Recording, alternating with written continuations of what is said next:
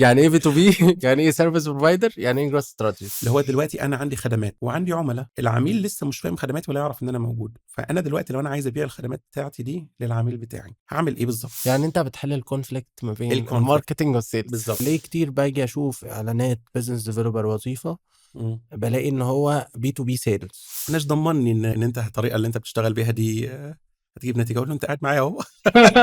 ولا ممكن حد فريش جراد ويبدا في البيزنس ديفلوبمنت ويبدا از جونيور بي دي ويترقى. لو انت عايز تبقى بزنس ديفلوبر شاطر، دي حاجه من الحاجات اللي نقدر نقول انها مؤهله للكارير ده. هو عايز يبدا في المجال حالا سمع الحلقه وعايز يبدا بقى يعمل ايه؟ البي تو بي عدد ديلز صغير او عدد فرص صغير، بس الفرصه الواحده منها بفلوس. نيجي بقى على سؤال مهم، هيقبض كام؟ تابعنا على سبوتيفاي، يوتيوب وكل منصات البودكاست.